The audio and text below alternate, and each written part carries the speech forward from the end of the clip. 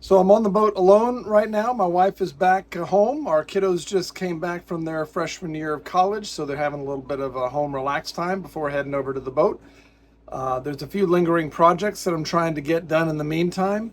Cleaning and blasting the built-in gray and black tanks, some new chocks to hold the tender, and updating the aft winch, which was allowing a little bit of water to enter the lazarette, so making a little bit of mess. And then there's a bazillion little projects that I'm fiddling with that aren't that important, but it's what I do in between the major work being done by more experienced professionals. All right, the guys have arrived. Good thing it's in the morning. It's a little loud. They're making sure all the system is set up. You can see the suit that he wears when he's inside the tanks. It gets pretty darn hot. So let's start off with the equipment. Here is a giant air compressor producing tremendous amounts of cubic feet per minute of compressed air. The compressed air comes out of this hose here. That's the compressed air line. And it's going to make its way over here to the device, kind of like an air conditioning. It's basically a heat exchanger. It is cooling the compressed air with just air from the environment. It's going to come out of there, and then it's going to go into this device, which is basically a water separator. Any sort of moisture in the air, there's plenty of moisture, we're in Florida, good humidity here, is going to be removed. And what you're going to get coming out of here is compressed air that's dry. You don't want any moisture in the thing that's going to pick up the blast material. So this is a BRS blaster. I need to look up what that is because somehow it's special. Well, I looked it up, and BRS means blast and recovery system, i.e. the material, the blast material that's sprayed to take off the paint is immediately sucked back out to the system, so there's no material left inside the tank or on the floor or wherever you happen to be blasting. The compressed air is going to come in here. It picks up the blast material, and it comes blasting out of this little black hose here, out of the bottom. And that's going to go into the boat. Now, as it's being sprayed into the boat, there's another hose, there's this green hose, that's sucking out what it just blew in and bringing it back into this BRS blaster and basically recycling the blast material. So it's a very efficient process, and you don't end up with blast material just inside the tank that you have to deal with later. At the same time, there's this plastic hose that has a fan inside blowing out, and it goes through this thing which gets inflated. It kind of looks like a guy. I'll show you that when it's running. And that's basically to suck out any sort of material that's in the air, provide some pressure in there, and it all gets trapped in this filter here. We'll go inside and look at what's happening inside. All right, let's make our way downstairs into the containment zone that they set up to make sure that they don't blast material all over the boat and make a big mess. That's would probably be impossible to clean up. Oh, jeez. Somehow I turned off the light. There we go. And it's rather difficult to get in here. They've got a small slit that's been cut. But now I'm in the containment zone. This is the forward hallway that I'm standing in. I'm going to step over the black tank, and then to the starboard here we got the starboard cabin, and then over here is the port cabin. The access for the gray tank is here. Let's flip the camera around. The integral black and gray tanks, we're having them blasted down to bare aluminum, and then a new layer of epoxy put on. There might be some Belzona required. Okay, this forward one here is the black tank. It has a single lid. Then behind it, a couple frames, is a gray tank that has two lids. It's about a 200-gallon black and about a 250-gallon gray. So this video was actually shot by the guy that's been heads down in these tanks doing the actual blasting. He's kind of the main guy that makes sure everything works. He's down there with a VHF radio strapped to his head so he can call back to the guys outside and tell him to increase the pressure, bring me some water, or do whatever. Because once he's in there, it's not easy to get out. So he wants to just be able to get it done, and the VHF radio helps with that.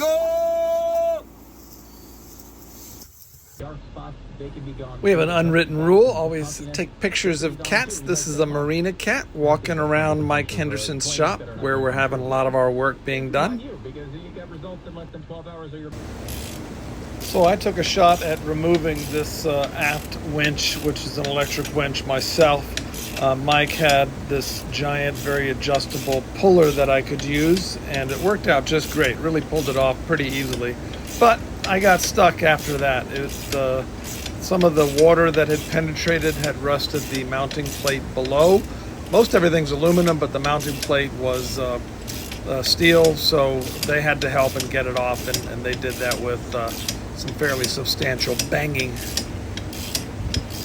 I had originally thought that water had gotten in through underneath this drum, or maybe underneath the mounting plate, but now I actually think it's getting in through the cap screw that's on top. There just wasn't some good sealant there. Also, a little canvas cover thrown over the winch would probably prevent 99% of the moisture, so we'll do that going forward after this is all cleaned up.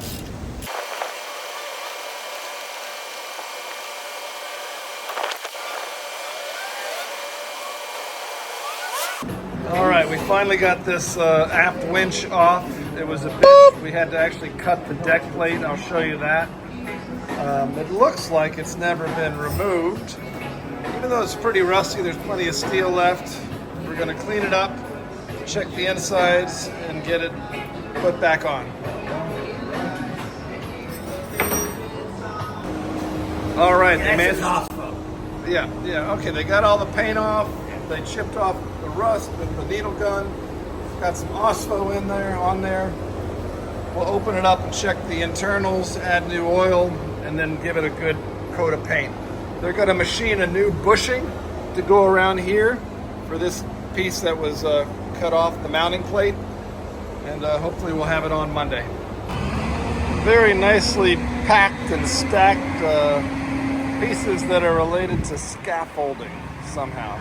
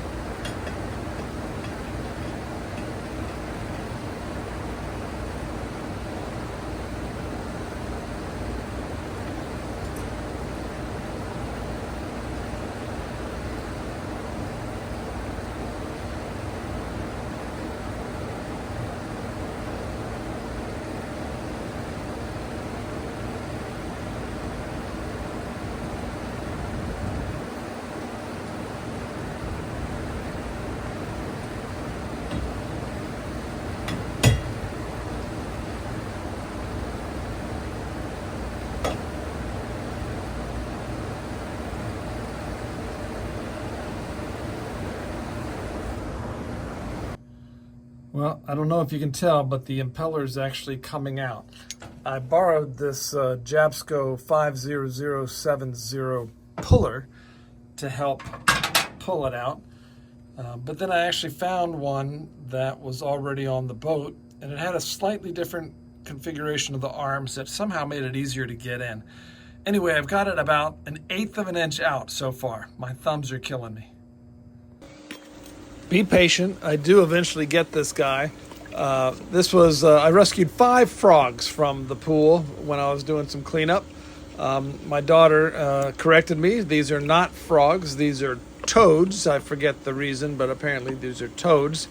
And they like to jump in the pool, but then they can't get out, so they end up just hanging out in the skimmer basket, hoping for the best. And good thing I came along.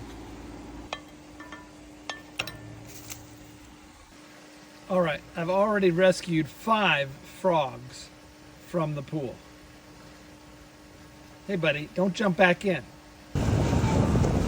Every day there's something neat driving by in this particular marina. This is an electric little speedboat thing that you kind of sit on top like a giant motorcycle or something. Very interesting. He was literally doing donuts. I didn't get that on the video. Some folks were surprised that I'm staying on the boat during this whole process and not holding up in a hotel. But personally, I love it. It's fun. I'm right next to where I'm going to work. I get to watch everything. I don't have to worry about showing up late. I can have an idea at 11 p.m. and go fiddle with something. And I just love it. Pumpkin, what are you doing? You stretching your arms? You stretching your armies? Yeah, you looking down the hallway?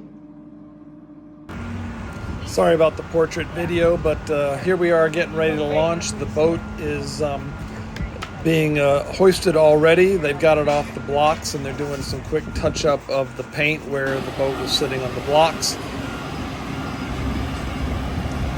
All right, so we're going in the water. It's about 10 o'clock. We're gonna dip and make sure that all the work on the seawater raw water manifold is fine and not leaking. There'll probably be a few valves that we have to tighten up, and we'll just check everything. So I think we're all creatures of habit to some degree, and it's amazing how short a time it takes for a habit to form. But I'm on my way over to the marina office to get my morning coffee. They got a nice little machine there. It's included, and I don't have to make coffee. And then I also have to go there to go to the bathroom, because guess what happens when they're blasting and cleaning your black tank? You can't use it.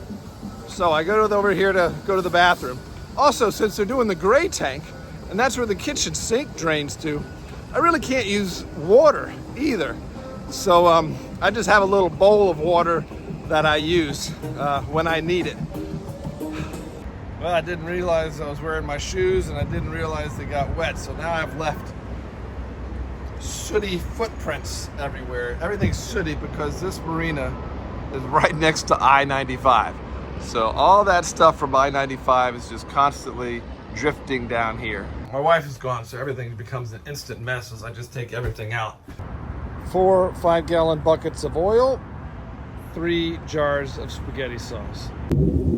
So the plan is to head up to Savannah probably in about 7 or 8 days, spend maybe a week there, and then head up farther north to Charleston, and then head up to the Virginia area, trying to be in Virginia by around July 1st. Now, if we convert that to boat time, we have absolutely no idea what the schedule is.